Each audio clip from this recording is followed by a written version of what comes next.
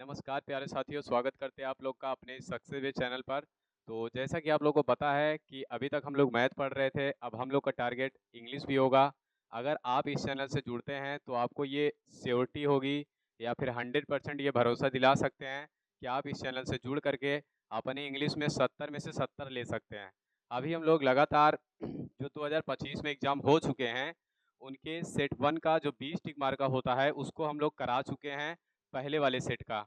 लेकिन क्या कहते हैं, जो सेट 2, 3, 4, 5, 6 और 7, इसको लगातार अभी हम लोग 20 टिक मार्का के जो उसमें 20 टिक मार्का आता है, उसको लगातार हम लोग करने वाले हैं। तो चाहे जितनी देर ये लगेगा, इसमें हम लोग इसको पूरा 6 सेट का पूरा 20 टिक मार्का करने के बाद ही क्लास को समाप्त करेंगे। अगर आप भी चाहते हैं कि अच्छा नंबर लेना या फिर 70 में 70, तो इस बात की पूरी गारंटी होगी कि इधर जो क्वेश्चन कराया जाएगा, इसके आधार पे या वो हो सकता है कि सेंटेंस को चेंज करके, लेकिन देगा ऐसे ही क्वेश्चन। ढेर सारे क्वेश्चन ऐसे इसमें होंगे जो 2024 में आए हुए थे, 25 में फिर से आए हैं। तो इसमें भी ढेर सारे ऐसे क्वेश्चन होंगे जो 2025 में आए हुए हैं और 2026 में भी वो क्वेश्चन आएंगे। तो हम उसको आपको बताते जाएंगे कि हाँ, ये क्वेश्चन ऐसा है कि इसको आप टिक मार सकते हैं या इसको आप नोट कर सकते हैं। इसके आधार पे 2026 में बोर्ड एग्जाम में जो 20 टिक मार्क का आएगा, उसमें क्वेश्चन पूछा जा सकता है। तो आइए हम लोग स्टार्ट करते हैं। पहले दूसरा सेट इसमें कह रहा है कि इस सेट को आप मिला भी सकते हैं। सेट नंबर 2 है 2025 का 817 और उसके बाद बी आई 817 बी आई। अगर आप इसको मिलाना चाहें तो मिला सकते हैं। तो इसमें क्या कह रहा है कि सबसे पहले क्या होगा, ये क्वेश्चन जो स्टार्ट होता है सबसे पहले वो पैसेज से स्टार्ट होता है। इसमें कह रहा है कि जो पहला 1 नंबर से 3 नंबर तक का जो क्वेश्चन है, वो इस पैसेज को पढ़ने के बाद आपको आगे इसी के माध्यम से आप कर सकते हैं। अगर इस पैसेज की हिंदी निकालना आपको आएगा, तो बाकी आप कर पाएंगे कि इसके नीचे का जो क्वेश्चन होगा उसका आंसर क्या आएगा, वो सही से कर पाएंगे। ये तो ये कह रहा है कि इसमें निर्देश दिया गया है कि इसको पढ़ें, इसके नीचे 3 क्वेश्चन होगा, इसी के आधार पे इसी से जुड़ा हुआ, तो उसको करेंगे। हम लोग क्या करते हैं, हमारा ये तरीका होता है कि जब कभी भी इंग्लिश का पैसेज आता है और उसमें अगर 3 क्वेश्चन करना चाहते हैं, तो इसके आधार पे, इसी पैसेज के आधार पे आपको 10 से 12 नंबर देखने को मिलेगा। जो बोर्ड एग्जाम 2026 में होगा, 27 फरवरी या 23 फरवरी को जो पेपर होगा, उसमें कम से कम नहीं तो 12 नंबर देखने को मिलेगा इस पैसेज टाइप का। क्योंकि एक पैसेज आएगा जो कि 7 नंबर का होगा और फिर उसके बाद एक पैसेज यहाँ पे दे रहा है जो कि 3 नंबर का होगा। एक बीच में पोइट्री का पैसेज होगा जिसमें भी 2 नंबर आपको मिलेंगे। तो अगर आप पैसेज की हिंदी निकालना सीख जाते हैं, तो जाहिर सी बात है कि आप अपना 12 नंबर सिक्योर कर सकते हैं। तो आइए देखते हैं इसमें सबसे पहले हम क्या करेंगे। पहले आप लोग को हम दिखाते हैं इसमें क्वेश्चन कौन कौन सा दिया है, क्या कह रहा है, फिर उसके बाद हम क्या करेंगे, इसके पैसेज को पढ़ेंगे। कह रहा है कि एन ओल्ड मैन वाज, और फिर उसके बाद डिस्ट्रेस, और फिर उसके बाद बिकॉज। तो कह रहा है कि एक बूढ़ा आदमी, डिस्ट्रेस मतलब होता है बहुत परेशान होना, बहुत परेशान था। अब फिर उसके बाद आगे कह रहा है क्योंकि, वो क्यों परेशान था, वो उसके 4 ऑप्शन यहाँ पे दिया हुआ है। इसमें कह रहा है कि वो जो बूढ़ा आदमी परेशान था, वो क्यों परेशान था। तो फिर उसके बाद अभी तो हमको इसको पता नहीं है, जब हम पैसेज पढ़ेंगे तब जान पाएंगे। तो ये इसका पहला क्वेश्चन था। दूसरा क्वेश्चन देखते हैं इसमें क्या कह रहा है। दूसरे वाले में कह रहा है कि an old man was distress. कह रहा है कि एक बूढ़ा आदमी बहुत परेशान था। और फिर उसके बाद इट मीन्स, इसका मतलब है कि ही वॉज, वह था। कैसा था, अब आगे देख सकते हैं कि वैसे भी इसको बिना पढ़े भी लगा सकते हैं कि अगर कोई आदमी बहुत परेशान है तो वो खुश होगा क्या, नहीं। अब वो एंग्री होगा क्या, हाँ हो सकता है। और फिर उसके बाद वो मैड, वो पागल होगा क्या, अगर वो बहुत परेशान होगा तो पागल होने का चांस थोड़ा कम है, अगर समझदार इंसान होगा तो वहाँ पे ये जाहिर सी बात है, हम कह सकते हैं कि वो बहुत सैड होगा। अगर देखेंगे पैसेज में और कोई ऑप्शन देता है तो हम उसको लगाएंगे, लेकिन पहला ऑप्शन तो कभी नहीं होगा। और फिर उसके बाद तीसरे क्वेश्चन की ओर चलते हैं। तो तीसरा क्वेश्चन क्या कह रहा है, which word in the passage, इसका मतलब होता है कौन सा शब्द। और फिर उसके बाद इन द पैसेज का मतलब होता है पैसेज में, या फिर गद्यांश में, पद्यांश में, जो भी कह सकते हैं। और फिर उसके बाद इज अपोजिट, इज अपोजिट का मतलब होता है उल्टा है। इस पैसेज में कौन सा शब्द उल्टा है, किसका, वीक का। तो वीक का उल्टा क्या होगा, वैसे भी यहाँ पे देख के लगा सकते हैं कि वीक मतलब होता है कमजोर, स्ट्रॉन्ग मतलब होता है मजबूत, और क्वेरल्ड मतलब होता है झगड़ा करना।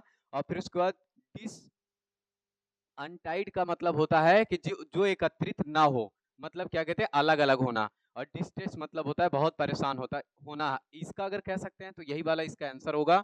अगर यहाँ पे लगाना चाहें तो ऐसे बिना पढ़े भी इसको हम लगा सकते हैं। अब देखेंगे पैसेज में क्या कह रहा है, तो एक बार पहले हम पैसेज को पढ़ते हैं, फिर उसके बाद आगे का क्वेश्चन करेंगे। तो पैसेज में क्या कह रहा है, तो यहाँ से देखेंगे, कह रहा है कि an old man was distress, और फिर उसके बाद बिकॉज, कह रहा है कि एक आदमी बहुत परेशान था।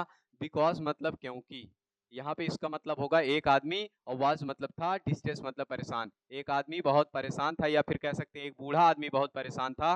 बिकॉज मतलब क्योंकि ही सन ऑलवेज क्वेरल्ड विथ वन एनदर, इसका मतलब ये होगा कि कह रहा है कि उनके लड़के ऑलवेज मतलब हमेशा, क्वेरल्ड मतलब होता है पास्ट इंडेफिनिट टेंस, वर्ब की सेकेंड फॉर्म लगी है, इसका मतलब ये होता है झगड़ा लड़ाई करना। तो कह रहा है कि जो उनके लड़के थे वो हमेशा झगड़ा लड़ाई करते थे, और विथ वन अनदर का मतलब होता है एक दूसरे से। और फिर उसके बाद आगे यहाँ पे कह रहा है कि वन डे मतलब होता है एक दिन, ही कॉल्ड देम, एक दिन वह उन्हें बुलाए, किसको बुलाएंगे, अपने लड़कों को, जो उनके लड़के थे जो आपस में झगड़ा कर रहे थे, वह उन्हें बुलाए। कॉल्ड मतलब होता है बुलाना। अब वह कौन होगा, वो बूढ़ा आदमी जो बहुत परेशान था। अब आगे इसका आंसर तो मिल चुका होगा, कह रहा है कि एक आदमी परेशान क्यों था, तो उसका आंसर यही हो जाएगा कि उसके लड़के क्या करते थे, आपस में लड़ाई करते थे। पहले का आंसर यही हो जाएगा। आगे कह रहा है इसमें, टू हिम मतलब होता है उनके पास, एंड मतलब और, सोट, सोट का मतलब होता है सो है, इसका सेकेंड फॉर्म है, इसका मतलब होता है दिखाना, उन्हें दिखाया गया। दे मतलब होता है उन्हें, ए बंडल ऑफ स्टिक्स, बंडल का मतलब होता है ढेर या गट्ठर कह सकते हैं, स्टिक्स का मतलब होता है लकड़ी, लकड़ियों का एक गट्ठर उन्हें दिखाया गया। टाइड टुगेदर, टाइड का मतलब होता है जो बांधा गया था, टुगेदर मतलब होता है एक साथ, एक लकड़ी का गट्ठर उन्हें दिखाया गया जो कि एक साथ बांधा गया था। और फिर उसके बाद ही आस्क्ड, वह पूछे, इफ मतलब यदि, एनी वन ऑफ देम, उनमें से कोई, was strong enough to break them, तो कह रहा है कि यदि उनमें से कोई भी, उनमें से मतलब क्या कहते हैं, उनके जितने लड़के थे उन लड़कों में से कोई, और फिर उसके बाद वाज मतलब था, स्ट्रॉन्ग मतलब इनफ, उनमें से कोई इनफ, या फिर कह सकते स्ट्रॉन्ग मतलब होता है मजबूत, और इनफ मतलब होता है पर्याप्त, उनमें से कोई पर्याप्त मजबूत था, टू ब्रेक देम, इसका मतलब ये होता है कि वो उनसे पूछा कि अगर जब इस बंडल को एक साथ बांधा गया है, लकड़ी का जो गट्ठर है, इसको अगर एक साथ बांध देते हैं, तो इसमें से आप लोगों में से कोई ऐसा व्यक्ति है जो इस गट्ठर को एक साथ तोड़ दे, किसी के पास ऐसी ताकत है कि जो इसको एक साथ मतलब तोड़ दिया जाए, पूरी लकड़ी एक साथ बंधी हुई है उसको तोड़ दे। तो आगे कह रहा है कि फर्स्ट वन, पहले वाला, और फिर उसके बाद एंड देन अनदर, फिर उसके बाद ट्राइड, तो कह रहा है कि पहले एक व्यक्ति कोशिश किया, फिर उसके बाद यहाँ पे कह रहा है कि देन मतलब होता है तब, अनदर मतलब दूसरा, ट्राइड मतलब होता है कोशिश किया, बट मतलब लेकिन, और फिर उसके बाद दे ऑल फेल्ड, लेकिन वे सभी असफल रहे, या फिर कह सकते हैं वे सभी असफल हो गए। और फिर उसके बाद ही, और फिर उसके बाद देन, ही मतलब होता है वह, देन मतलब तब, अनटाइड, अनटाइड का मतलब होता है जो कुछ बंधा गया हो उसको खोल देना। तो कह रहा है कि तब वह खोल दिए, द बंडल मतलब होता है उस गट्ठर को, तब वह उस गट्ठर को खोल दिए, एंड मतलब और, टोल्ड देम, और उन्हें कहे, टू ब्रेक तोड़ने के लिए, ईच स्टिक, प्रत्येक छड़ी को, या फिर कह सकते हैं प्रत्येक डंडी को। और फिर उसके बाद आगे कह रहा है कि सेपरेटली, इसका मतलब होता है अलग अलग। और फिर उसके बाद आगे कह रहा है कि जब बंडल बंधा था तब तोड़ने के लिए कहा गया, तो कई लोग ट्राई किए, जो उनके जितने लड़के थे वो लोग ट्राई किए, लेकिन सब असफल हो गए। और फिर उसके बाद आगे कह रहा है कि जब उनको अलग अलग खोल दिया गया, फिर से उनको ट्राई करने के लिए कहा गया, तो फिर उसके बाद आगे कह रहा है कि वो लोग ट्राई किए, और कहा गया, तो दिस मतलब होता है इसे, they did easily, they did easily का मतलब ये होता है, फिर से ये पास्ट इंडेफिनिट टेंस है, इसका मतलब होता है वे, और फिर उसके बाद इजली मतलब आसानी से, डू का सेकेंड फॉर्म होता है डिड, कह रहा है कि तब वे इसे आसानी से कर दिए। और फिर उसके बाद आगे कह रहा है कि एंड मतलब और फिर उसके बाद ऑल द स्टिक्स, और सारी डंडियां, वर सून ब्रोकन, जल्द ही टूट गई। और फिर उसके बाद इनटू द पीसेस का मतलब होता है टुकड़ों में, जल्द ही वो डंडियां टुकड़ों में टूट गई। 10 मतलब अतः, ही थॉट वह सीखे, और फिर उसके बाद देम मतलब होता है वह सिखाए, देम मतलब उन्हें, किसको सिखाए, अपने लड़कों को। और फिर उसके बाद दैट मतलब कि, अनटाइड, अनटाइड मतलब होता है जो अलग अलग होते हैं, दे मतलब होता है वे, वी वुड बी स्ट्रॉन्ग, तो कह रहा है कि यहाँ पे अनटाइड का मतलब होता है खोल देना, तो यहाँ पे ये सेंस दे रहा है कि जब वो खुले रहेंगे तब ऐसा होगा। तो आगे कह रहा है कि दे वुड बी स्ट्रॉन्ग, वे मजबूत होंगे, बट लेकिन, और फिर उसका this untied, they would always be weak. तो कह रहा है कि जब वे एक साथ होंगे, यूनिट यूनिट में होंगे, तब वे बहुत मजबूत होंगे, लेकिन वे अलग अलग होंगे तो वो क्या हो जाएंगे, बहुत कमजोर हो जाएंगे। तो यहाँ पे आगे देखते हैं इसका क्वेश्चन क्या कह रहा है, फिर अगले वाले में आंसर मिल सकता है शायद। इसमें कह रहा है कि वो क्यों परेशान थे, क्योंकि उनके लड़के आपस में हमेशा लड़ते थे। तो ये कौन सा ऑप्शन सही हो जाएगा, यहाँ पे इसका ऑप्शन नंबर डी सही होगा। अगर इस तरीके से हिंदी पढ़ने के बाद अगर इसको करेंगे तो ये कभी गलत नहीं होगा। आगे कह रहा है कि एन ओल्ड मैन, तो वो आदमी क्या था, वो गुस्सा तो होगा नहीं, क्योंकि वो बहुत समझदारी से अपने लड़कों को समझा रहा था, इसलिए गुस्सा नहीं होगा, और समझदारी से काम कर रहा था इसलिए पागल भी नहीं होगा, लेकिन सैड जरूर हो सकता है, क्योंकि वो परेशान था, इसलिए कह सकते हैं कि वो सैड था। फिर उसके बाद अगला क्वेश्चन इसमें कह रहा है, तो यहाँ पे इसका आंसर क्या हो जाएगा, स्ट्रॉन्ग। वीक का उल्टा क्या होता है, वीक का उल्टा हो जाता है स्ट्रॉन्ग, ये मजबूत होगा इसका। और फिर उसके बाद देखेंगे चौथा क्वेश्चन, तो इसमें क्या कह रहा है, कह रहा है कि आई एम प्राउड। हमेशा याद रखना, जब कभी भी ये शब्द आ जाए, इसको हम कह सकते हैं कि वेरी वेरी इंपॉर्टेंट। इस बात की पूरी गारंटी है कि ये 2026 में ये टिक मार्क का जरूर देखने को मिलेगा, किसी न किसी सेट में, या फिर कह सकते हैं 2-3 सेट में मिल जाए। अगर किस्मत अच्छी होगी तो आपके सेट में भी ये मिल सकता है। तो इस बात की गारंटी मैं ले रहा हूँ, अगर इसको देख लेना, और उसके बाद इसके बाद हमेशा ऑफ आता है, बिना इसको पढ़े लगा सकते हो, प्राउड के बाद ऑफ आएगा। लेकिन अगर नहीं आया, इसको मिला लेना और देख लेना, वीडियो कट कर लेना, अगर ये नहीं आया तो हमको बताना। तो आगे देखेंगे अगला क्वेश्चन, कौन सा, क्वेश्चन नंबर 5। तो इसमें क्या कह रहा है, कह रहा है कि सेंटेंस को अरेंज करो। ये तो बहुत आसान है, सेंटेंस मतलब ऐसे अलग अलग दिया गया है, और इसको कह रहा है कि अरेंज करने के लिए। तो यहाँ पे इसको हम पहले भी वीडियो में बता चुके हैं कि पहले एक सब्जेक्ट होता है, फिर उसके बाद वर्ब होती है, फिर उसके बाद ऑब्जेक्ट होता है। जब इस तरीके से लिखा रहेगा कोई सेंटेंस, तो इसके लिए हमको क्या करना पड़ेगा, सबसे पहले यही ढूंढो सब्जेक्ट है कि नहीं है इसमें। अगर सब्जेक्ट की बात करें तो यहाँ पे उससे पहले तो वर्ब ढूंढ लो, हो सकता है कि बीच में कहीं सब्जेक्ट के तुरंत बाद वर्ब आती है। तो यहाँ पे अगर देखें तो चिल्ड्रेन लव, तो ये तो कुछ ऊट पटांग लग रहा है, क्योंकि यहाँ पे, हाँ लग सकता है, कर सकते हैं, इसको भी कर सकते हैं, लेकिन यहाँ पे कह रहा है डियर टॉयज, ये सब्जेक्ट नहीं बन सकता तुरंत ही यहाँ पे। फिर उसके बाद टू शेयर, ये अगर सब्जेक्ट बन गया तो इसके जस्ट बाद क्या नहीं हो सकता है, वर्ब की फर्स्ट फॉर्म आनी चाहिए, लेकिन यहाँ पे वर्ब की फर्स्ट फॉर्म नहीं है, to share, to plus verb की फर्स्ट फॉर्म लिखा है, तो ये वाला नहीं हो सकता है। और फिर उसके बाद आगे कह रहा है कि सम चिल्ड्रेन, यहाँ पे होना चाहिए सम चिल्ड्रेन, लेकिन लिखा क्या है, चिल्ड्रेन सम। तो ये भी कुछ उल्टा ही है, क्योंकि यहाँ पे ये कह सकते हैं, देखो इसके पीछे का लॉजिक ये है, सम एक एडजेक्टिव है और ये एक नाउन है, चिल्ड्रेन एक नाउन है। तो पहले नाउन, पहले एडजेक्टिव आता है, फिर उसके बाद नाउन आता है, लेकिन इसमें क्या कह दिया है, पहले नाउन लिख दिया है, फिर उसके बाद एडजेक्टिव लिख दिया है। तो पहले क्रम क्या होता है, पहले एडजेक्टिव होता है, फिर उसके बाद नाउन होता है, क्योंकि ये एडजेक्टिव इस नाउन की विशेषता बताता है। तो यहाँ पे ये कह रहा है कि इसलिए ये गलत है, क्योंकि आगे पीछे लिखा है। अब आगे देखो, यहाँ पे कह रहा है सम चिल्ड्रेन, एकदम सही है, कुछ बच्चे प्रेम करते हैं, टू शेयर मतलब होता है बांटने में, डियर टॉयज मतलब अपने खिलौने को। कुछ बच्चे ऐसे होते हैं जो अपने खिलौनों को बांटने में बहुत प्रेम करते हैं, या फिर कहते हैं उनको अच्छा लगता है कि हम अपने खिलौने बांट करके खेलें।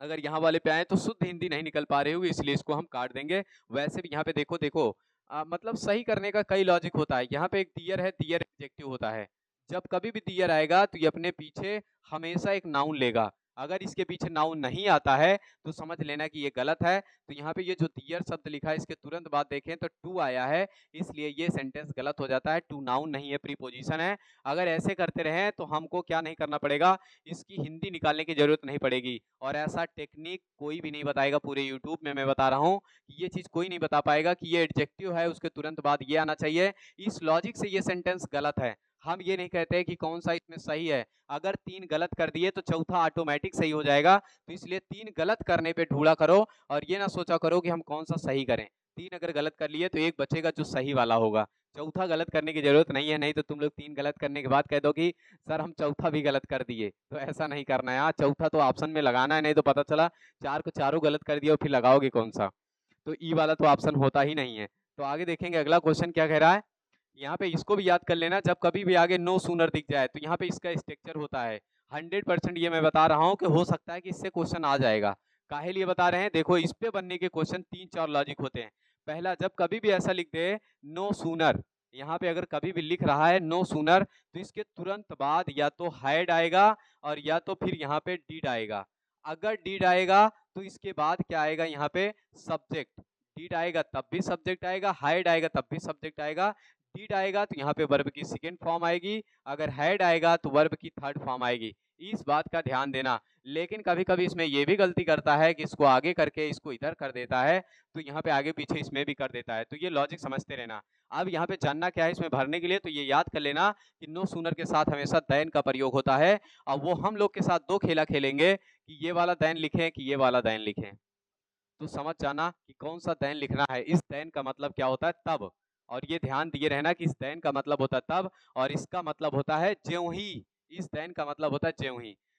यहाँ पे कह सकते हैं, अगर इसकी हिंदी निकालने की कोई भी जरूरत नहीं है, या फिर कह सकते हैं कि जैसे ही हम स्टेशन वहाँ पे कॉलेज पहुंचने ही वाले थे त्यों ही क्या हो गई, या फिर जैसे ही हम कॉलेज पहुंचे वैसे ही क्या हो गई, घंटी बज गई। तो यहाँ पे इसके हिंदी ऐसे ही कुछ होगा। तो यहाँ पे कौन सा ऑप्शन सही हो जाएगा, इसका ऑप्शन नंबर डी सही होगा। इस तरीके से इसका आंसर करेंगे। और इसको ध्यान देना कि नो सूनर वाला सेंटेंस हो सकता है 2026 में टकराएगा जरूर, हो सकता नहीं 101% चाहे लिख लो। यहाँ पे फिर से एक बार पेपर दे के आना, तो इसमें एक बार देख लेना कि हाँ जो कह रहे थे वो सच है या झूठ। आगे देखेंगे अगला वाला। तो यहाँ पे कह रहा है, अगला सेंटेंस क्या कह रहा है, which word of the following words in misspelled. तो अगर यहाँ पे पूछेगा तो ये वाला शब्द इसमें गलत है। तो अब इसमें तो कोई लॉजिक नहीं है, इसको याद करना पड़ेगा टेम्पोररी का मीनिंग क्या होता है। यहाँ पे शायद ओ होगा, तब जाके ये सही हो जाएगा मीनिंग। तो यहाँ पे मिसस्पेल्ड का मतलब होता है गलत मीनिंग, पूछ रहा है कि इसमें से कौन सा गलत मीनिंग है। लेकिन यहाँ पे करेक्टली स्पेल्ड कह देगा तो इसमें ये बताना पड़ेगा कि सही मीनिंग कौन सी है। 3 गलत रहेगी, 1 सही होगा। अगला वाला देखते हैं। तो इसमें क्या कह रहा है, कह रहा है choose the correct option to answer the following. इसका मतलब यह होता है कि निम्नलिखित का सही उत्तर चुने।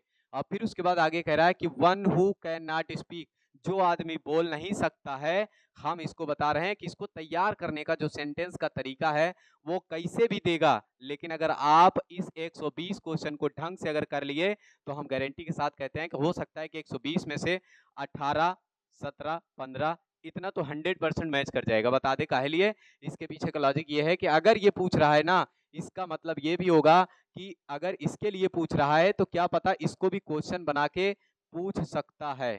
तो यहाँ पे लैम मतलब होता है लंगड़ा। तो यहाँ पे क्या कह देगा, one who can not walk, जो चल नहीं सकता उसे क्या कहते हैं, लैम। तो ये हो जाएगा। और इसको अगर हिंदी में बनाना होगा तो यहाँ पे कहेगा हु कैन नॉट लिसन, जो सुन नहीं सकता उसको क्या कहते हैं, डीफ मतलब बहरा। और फिर उसके बाद यहाँ पे अगर इसका बनाना होगा तो लिखेगा हु कैन नॉट सी, जो देख नहीं सकता उसे क्या कहते हैं, तो उसको ब्लाइंड कहते हैं। और फिर उसके बाद यहाँ पे जो इसका आंसर है हु कैन नॉट स्पीक, जो बोल नहीं सकता उसको डम्ब कहते हैं। तो यही इसका आंसर हो जाएगा, ऑप्शन नंबर ए सही होगा। इस तरीके से अगर आप पढ़ लिए तो हम ये कह रहे हैं कि यहाँ से बाहर कहीं क्वेश्चन जाएगा नहीं। अगर ये 4 अगर ये दे दिया है तो इसका जाहिर सी बात है कि इसके आगे जब भी क्वेश्चन आएगा वो इनमें से कोई ना कोई उठाएगा। और वो लोग बनाएंगे ही कहाँ से, प्रीवियस ईयर ही देते हैं। प्रीवियस ईयर देने का मतलब ये होता है कि जब हम लोग क्वेश्चन ढूंढते हैं, पेपर मिलता है, तो हम लोग इसको रट के जाते हैं और कहते हैं सर जो आप पढ़ाए वो आया नहीं। तो यहाँ पे इसको देख के जाओ ना, वो लोग भी तो थोड़ा दिमागदार हैं। वो लोग क्या सोचेंगे, यही उठा के डायरेक्ट दे दें, तुम लोग छाप दो और उसके बाद सबके सब टॉप कर जाओ। नहीं, वो अगर जो दिमाग लगाएगा ना वो इसको पढ़ने के साथ साथ वो ये भी पढ़ेगा। तो इसलिए इसको ध्यान देना, तब जाके टॉप की श्रेणी में आओगे। और फिर उसके बाद यहाँ पे कह रहा है कि अगला क्वेश्चन क्या कह रहा है, 9 नंबर से क्वेश्चन कह रहा है। 9 से 10 दो क्वेश्चन इसमें है कि इसको जब पढ़ोगे तब उसके आगे यहाँ पे इसका आंसर आएगा। तो यहाँ पे कह रहा है ये इतना तो इंस्ट्रक्शन दिया है, निर्देश दिया है कि इसको पढ़ो, और पढ़ने के बाद क्या कहते हैं, आगे क्या कह रहा है उसका आंसर दो। तो आगे कह रहा है कि over many days, over many days का मतलब होता है कई दिन बीतने के बाद, एंड मंथ्स कई दिन और कई महीने बीतने के बाद, वल्ली लिसन, वल्ली ने सुना। लिसन का मतलब होता है सुनना, वर्ब की सेकंड फॉर्म लगा है, ये पास्ट इंडेफिनिट टेंस है। तो वल्ली ने सुना, केयरफुली मतलब होता है सावधानी से, टू कन्वर्सिएशन, टू कन्वर्सिएशन मतलब होता है बातचीत। और फिर उसके बाद बिटवीन हर नाइबर्स, एंड फिर उसके बाद आगे कह रहा है बिटवीन हर नाइबर्स का मतलब होता है अपने पड़ोसियों के बीच। और फिर उसके बाद आगे कह रहा है कि एंड मतलब और, पीपल मतलब होता है लोग, हु मतलब जो, रेगुलरली यूज्ड लोग जो रेगुलरली मतलब नियमित रूप से प्रयोग किया करते थे, द बस मतलब होता है उस बस को, जो व्यक्ति रोज उस बस को प्रयोग किया करता था, नियमित रूप से उस बस को प्रयोग करते थे, उन लोगों को बात करते हुए वल्ली ने सुना। और फिर उसके बाद एंड मतलब और, सी आल्सो आस्क्ड, और वह भी पूछी, ए फ्यू डिस्क्रीट, या फिर कह सकते हैं वह भी पूछने के लिए सोचिए। फ्यू डिस्क्रीट का मतलब ये होता है कि कुछ अजीबोगरीब क्वेश्चन। फ्यू डिस्क्रीट क्वेश्चंस का मतलब होता है कुछ अजीबोगरीब क्वेश्चन। और फिर उसके बाद आस्क्ड मतलब होता है पूछी। और फिर उसके बाद आगे कह रहा है कि हेयर एंड देयर, इधर उधर। और फिर उसके बाद आगे कह रहा है दिस वे, इस तरीके से। See pickup various small details. Pick up मतलब होता है उठाना, वह उठाई। वेरियस मतलब कई, स्मॉल डिटेल्स का मतलब होता है छोटी छोटी जानकारियां। कई छोटी छोटी जानकारियां इकट्ठा की या फिर उठाई। अबाउट द बस, बस के बारे में। अबाउट द बस जर्नी, इसका मतलब होता है बस की यात्रा के बारे में। और फिर उसके बाद the town was 6 mile from her village. कह रहा है कि जो मतलब शहर था वो उसके गांव से 6 मील था। या फिर कह सकते हैं कि वह शहर उसके गांव से 6 मील दूर था, ऐसा कह सकते हैं। द फेयर वाज 30 पैसे। तो कह रहा है कि जो किराया था, फेयर मतलब होता है किराया, वह किराया 30 पैसे था। फिर उसके बाद आगे कह रहा है कि वन वे, एक तरफ का। Which is almost nothing. Which is का मतलब होता है जो कि लगभग लगभग, नथिंग मतलब कुछ नहीं था, एट ऑल मतलब उन सभी पर। मतलब क्या कहते हैं, जिसके मन में घूमने की लालसा या इच्छा आ जाए तो उन सभी पर ये 30 पैसे कुछ भी नहीं थे। ऐसा लेखक कह रहा है किसके बारे में, वल्ली के बारे में। सी हियर्ड, वह सुनी, वन वेल ड्रेस्ड मैन से। तो कह रहा है कि वह सुनी थी, वन मतलब एक, वेल ड्रेस्ड का मतलब अच्छे से पहने हुए, मैन मतलब आदमी को, से मतलब कहते हुए। अच्छे से पहने मतलब क्या कहते, खूब एकदम तैयार आदमी को कहते हुए वह सुनी। क्या सुनी थी कि मतलब क्या कहते हैं, ये जो 30 पैसे थे एक तरफ का किराया, ये कुछ भी नहीं था। ये उसको सुनाई दिया था। वल्ली किसी को, एक अच्छा व्यक्ति कपड़ा पहने हुए, वो बता रहा था किसी को, उसी समय वो वल्ली सुनी थी। अब देखते हैं इसमें क्वेश्चन क्या क्या पूछ रहा है। क्वेश्चन कह रहा है कि टाउन वाज, तो यहाँ पे कह रहा है टाउन वाज फ्रॉम वल्लीज विलेज। तो कह रहा है कि जो शहर था वो वल्ली के गांव से कितनी दूर था, तो 6 मील, ये लगा सकते हैं ऑप्शन नंबर बी। बाकी कुछ सोचना ही नहीं है अगर उसको पढ़े रहोगे तो। फिर उसके बाद अगला देखते हैं, तो इसमें कह रहा है the fair of the bus was, और फिर उसके बाद आगे कह रहा है वन वे। तो एक तरफ का किराया अभी अभी बताया, वल्ली किसी अच्छे से पहने हुए, अच्छे कपड़े पहने हुए व्यक्ति को बात करते हुए सुनी थी कि 30 पैसे थे। और उसके बाद ये उन सभी पर कुछ भी नहीं था। फिर उसके बाद अगला क्वेश्चन इसमें कह रहा है कि democratic election were held in south Africa. तो कह रहा है कि जो डेमोक्रेटिक इलेक्शन थे वो आयोजित किए गए थे इन साउथ अफ्रीका मतलब दक्षिण अफ्रीका में। और फिर उसके बाद इन 1994, तो यहाँ पे कह रहा है 1994 में। और फिर उसके बाद कह रहा है कि डेला बिकम मतलब होता है, क्योंकि ओ बिकम मतलब होता है होना। और फिर उसके the first black president of new nation, नए राष्ट्र के पहले कौन थे, पहले प्रेसिडेंट मतलब राष्ट्रपति। और फिर उसके बाद यहाँ पे कह रहा है कि पहले राष्ट्रपति हुए थे, और जिसके बारे में बताया गया था वो कौन था, उनका नाम अभी बताया नहीं। यहाँ पे ये डेला लिख दिया है, इसका मतलब क्या हो गया, हो सकता है कि यहाँ पे कुछ शब्द या कट गए हों। तो यहाँ पे वो किसके बारे में बताया था, नेल्सन मंडेला के बारे में। हमारे ख्याल से ये यहाँ लिखा था नेल्सन मंडेला, लेकिन यहाँ पे शब्द कट गए हैं। होना यहाँ पे यही चाहिए कि नेल्सन मंडेला बन गए थे पहले और काले, फिर उसके बाद राष्ट्रपति नए राष्ट्र के, या फिर क्या कह सकते हैं, हाँ नए राष्ट्र या देश के कह सकते हैं। और फिर उसके बाद आगे इसमें कह रहा है कि Valli was a, Valli was a year old girl. तो कह रहा है कि वल्ली कितने साल की थी, तो वल्ली 8 साल की एक लड़की थी। और फिर उसके बाद आगे कह रहा है कि अगला the poem was about a mother duck and a father swan. शायद हमारे ख्याल से यहाँ पे क्या गायब हो गया है, यहाँ पे जो पैसेज था वो गायब हो गया है, क्या हमारे ख्याल से ऐसा लग रहा है। नहीं, ब्रदर नहीं होना चाहिए, फादर होगा यहाँ पे। जो इसका आंसर होगा वो यहाँ पे एक बतख कह रहा है कि एक क्या कहते हैं यहाँ पे कह रहा है कि ए मदर डक, और फिर उसके बाद ए स्वेन फादर। यहाँ पे होना चाहिए ए फादर स्वेन।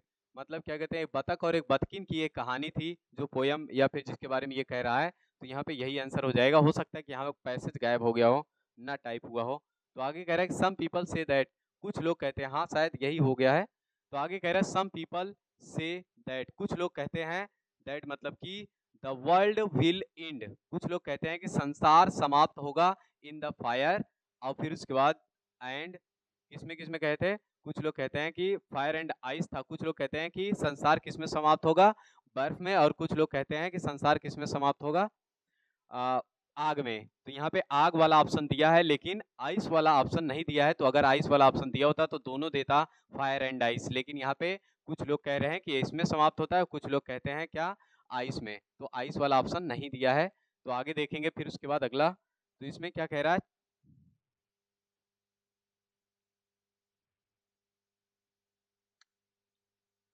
आगे कह रहा है कि इसमें ये देखेंगे, पहले 16 नंबर देख लो, इसमें का जो 15 नंबर जो भी क्वेश्चन होगा ढूंढ लेना।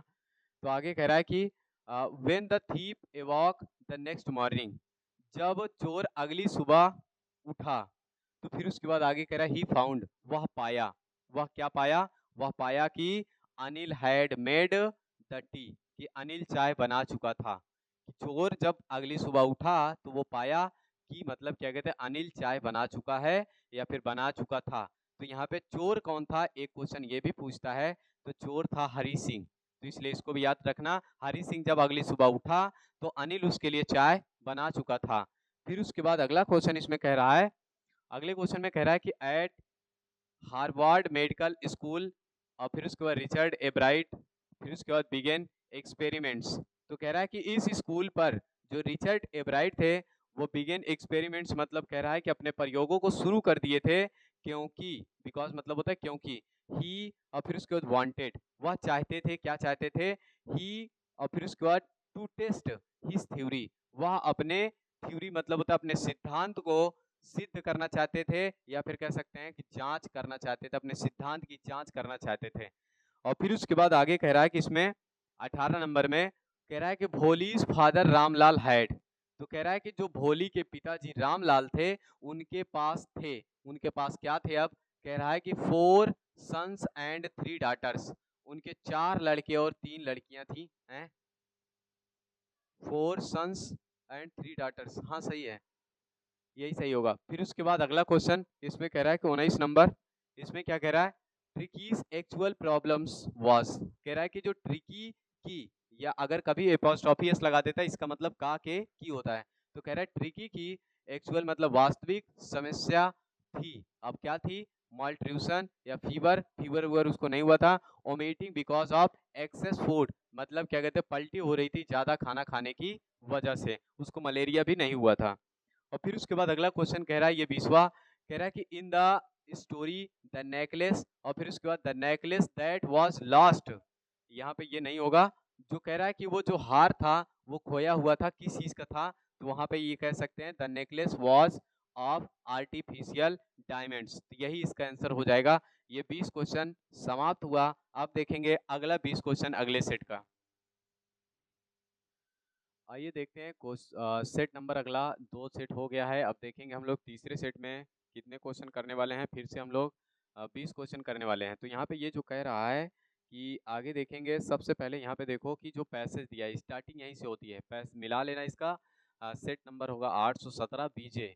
तो यहाँ पे कह रहा है जो इतना लिखा हुआ है ये इंस्ट्रक्शन दे रहा है, निर्देश दे रहा है, इसको पढ़ने के बाद आपको क्या करना पड़ेगा, इसको जब पढ़ लेंगे तब जाके आप क्या कहते हैं इसके नीचे वाला पढ़ेंगे, फिर उसके बाद 3 क्वेश्चन करेंगे। तो इसमें क्या कह रहा है कि सबसे पहले स्टार्ट करते हैं, ये एक कहानी है, तो कह रहा है कि बंसीलाल ट्रेन, तो इसका मतलब ये हो जाएगा बंसीलाल की ट्रेन, बंसीलाल की ट्रेन वॉज लेट, बंसीलाल की ट्रेन लेट थी, देर से थी, एंड मतलब और, इट रीच्ड बॉम्बे, और वह बॉम्बे पहुंची, a little after midnight, after midnight का मतलब होता है आधी रात के थोड़ा बाद, आधी रात के थोड़ा बाद उनकी ट्रेन कहाँ पहुंची, बॉम्बे पहुंची। और कह रहे हैं कि it was his first visit, इसका मतलब होगा यह उनकी पहली यात्रा थी, यह उनकी पहली यात्रा थी, टू द सिटी मतलब होता है शहर की, शहर की उनकी पहली यात्रा थी, एंड मतलब और, ही डिड नॉट नो, और वह नहीं जानते थे, ये पास्ट इंडिफिनिट का टेंस है, वह नहीं जानते थे कि वेयर टू गो, कहाँ जाना है, उनको ये नहीं पता था कि उन्हें कहाँ जाना है। ही थॉट, वह सोचे कि ही वुड गो टू ए कल्टेरी का मतलब होता है एक सराय में, कि वह एक सराय चले जाएंगे, सराय मतलब होता है जहाँ पे रहते हैं लेकिन वहाँ पे पैसा नहीं लगता है। और फिर उसके बाद रुकने का स्थान धर्मशाला टाइप का कह सकते हैं, और फिर उसके बाद आगे कह रहा है वेयर मतलब होता है जहाँ, ही और फिर उसके बाद कुड नॉट हैव और फिर उसके बाद पे रेंट, जहाँ उन्हें रेंट नहीं देना होगा, जहाँ पे उन्हें पैसा नहीं देना होगा। बट मतलब लेकिन, ही डिड नॉट नो लेकिन वह नहीं जानते थे कि हाउ टू फाइंड कैसे पाया जाए वन एट दैट। वन मतलब होता है किसी एक कल्टेरी वाले स्थान को, एट दैट आवर मतलब होता है उस समय। और फिर उसके बाद ही आस्क्ड वह पूछे, और फिर उसके बाद ए पोर्टर मतलब होता है एक कूली से, वह एक कूली से पूछे to get him a cheap room, उन्हें एक सस्ता सा कमरा दिलाने के लिए। और फिर उसके बाद आगे कह रहा है कि ए पोर्टर आस्क्ड हिम फॉर, तो यहाँ पे जो फॉर और आस्क्ड लिखा हुआ है इसका मतलब ये होता है मांग करना।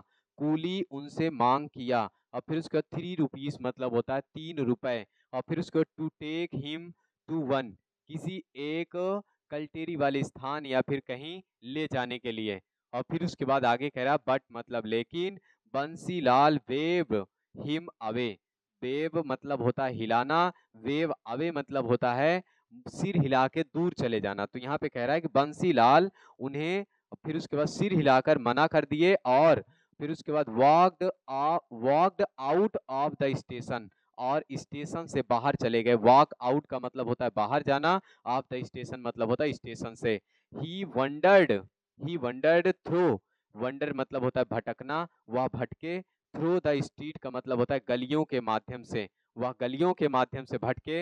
एंड मतलब और, asked A number of people, यहाँ पे जब कह रहा है ए नंबर ऑफ पीपल इसका मतलब ये होगा बहुत सारे लोगों से। आस्क्ड मतलब होता है पूछे, बहुत सारे लोगों से पूछे।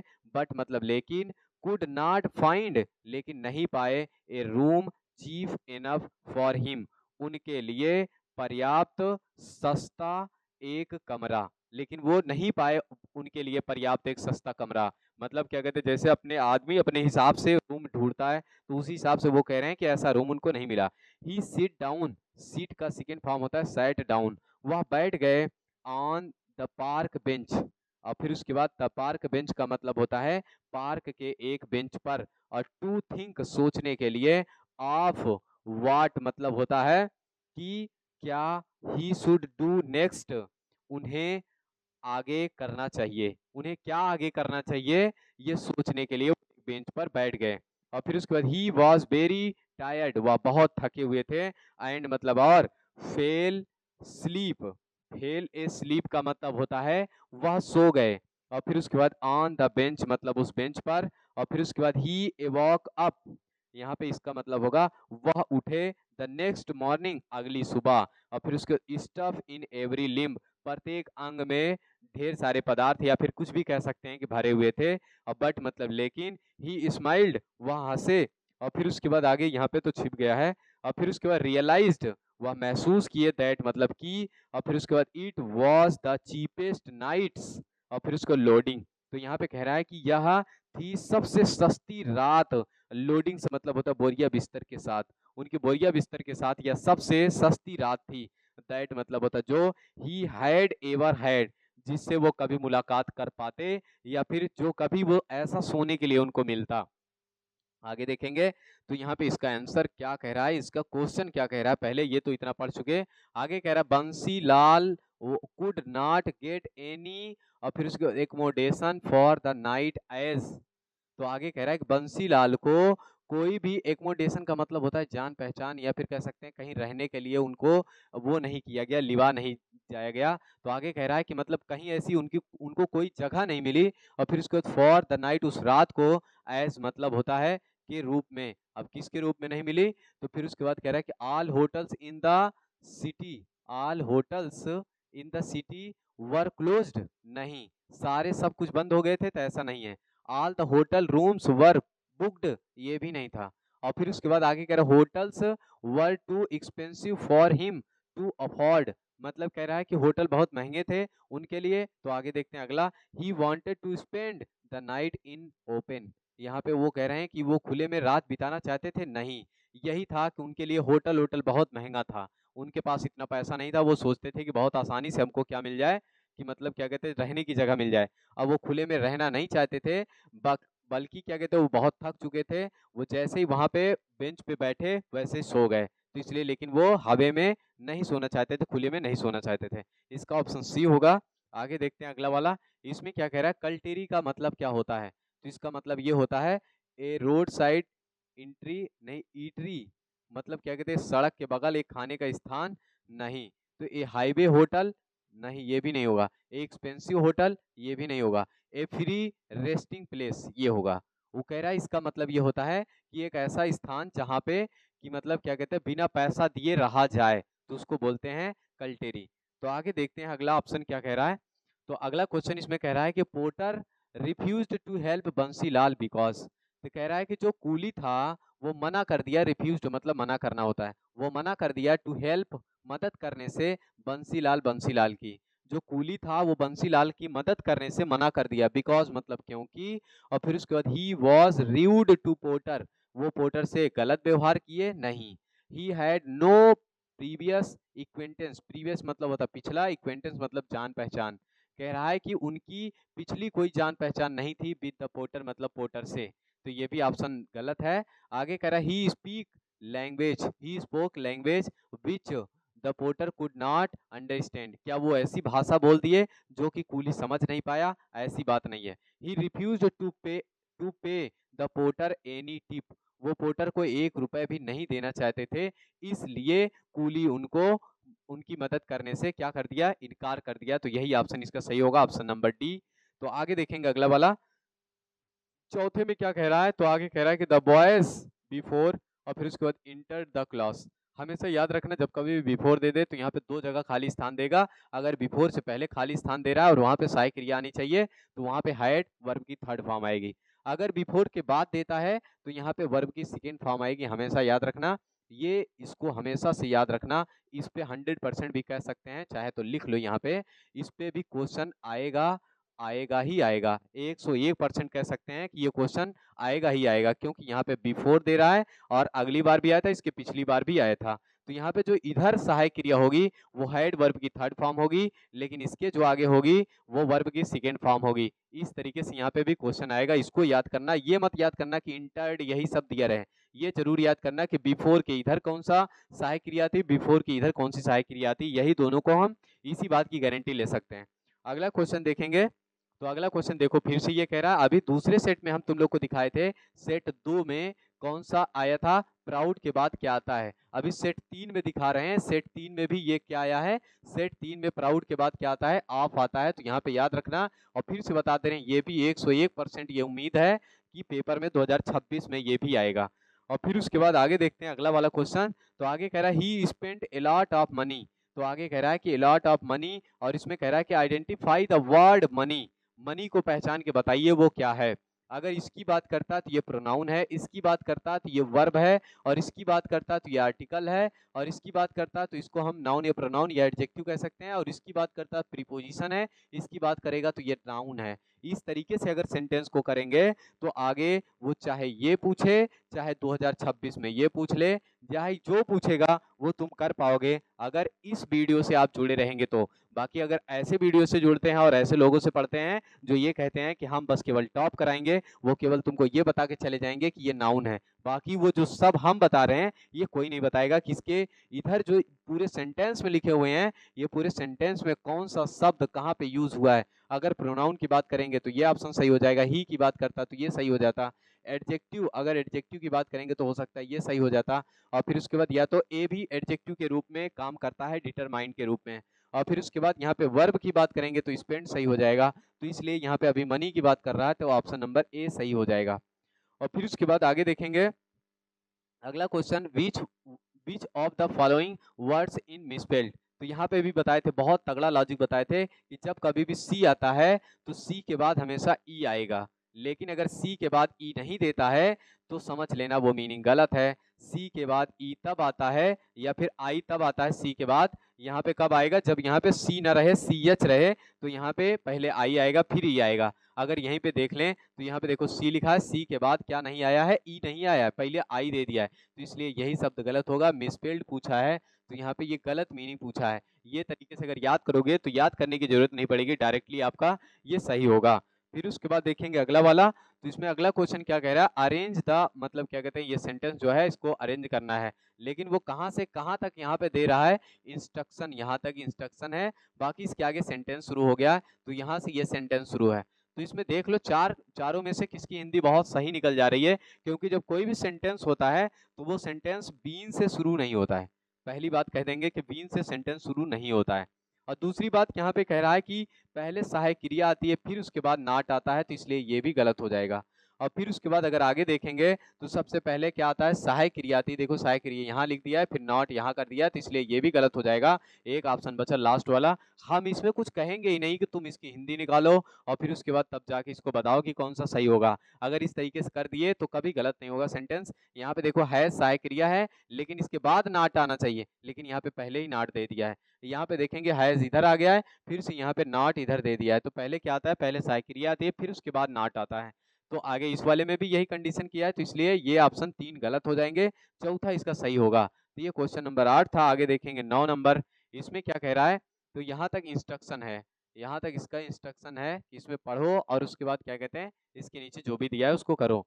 तो आगे कह रहा है कि व्हेन ही फिनिश्ड, जब वह समाप्त कर लिया, he went to the window to buy a stamp, एक टिकट खरीदने के लिए वह खिड़की के पास गया। कौन गया, तो ये कहानी कहाँ की है, ए लेटर टू गॉड की कहानी है। तो कह रहा है कि जब वह खत्म कर लिया, अब क्या खत्म कर रहा था, वो पत्र लिख रहा था भगवान को, तो उसी में जब पत्र वो लिख लिया तो आगे कह रहा है he went to the window, वह खिड़की के पास गया, टू बाय स्टैम्प, तो एक टिकट खरीदने के लिए, विच मतलब होता है जिसे, ही लिक्ड, एंड लिक्ड का मतलब क्या होता है, इसका मतलब थूक लगाना होता है या चाटना होता है। वह उस पे थूक लगाया, एंड मतलब और फिर उसके बाद देन मतलब तब, he fixed to the envelope, और तब लिफाफे पे चिपका दिया। फिक्स मतलब होता है वहां पे चिपका देना। अब with the a blow of his fist, इसका मतलब होता है अपनी मुट्ठी के साथ या फिर मुंह का मार करके उसको चिपका दिया। द मोमेंट, और फिर उसके बाद द लेटर फेल, और फिर उसके बाद इनटू द मेल बॉक्स, तो कह रहा है कि वह क्षण जब उस पत्र को, मेल बॉक्स का मतलब होता है पत्र पेटिका में डाला गया, तो फिर उसके बाद कह रहा है the post master went to the open it, post master उसे खोलने के लिए गया। और फिर उसके बाद इट सेड, या कहा जाता है कि गॉड, या फिर उसमें कहा गया कि गॉड ऑफ द मनी, उस पैसे का, फिर उसके बाद दैट मतलब जो, आई आस्क्ड फॉर, जो मैं आपसे मांगा था या फिर जो मांगा था, ओनली 70 पैसोस रीच्ड मी, केवल 70 पैसे मेरे पास पहुंचे हैं। और फिर उसको सेंड मी, भेज दीजिए मुझे, द रेस्ट मतलब होता है बचे हुए पैसे को, और फिर उसके बाद सिंस मतलब होता है तब से, I need it very much, तब से उसकी मुझे बहुत ज़रूरत है। ये पैसेज भी बहुत इंपॉर्टेंट है क्योंकि 2 सेट में आ चुका है, दूसरे में नहीं आया है, पहले में आया और उसके बाद इस वाले सेट में आया है, तो ये भी पैसेज बहुत इंपॉर्टेंट है।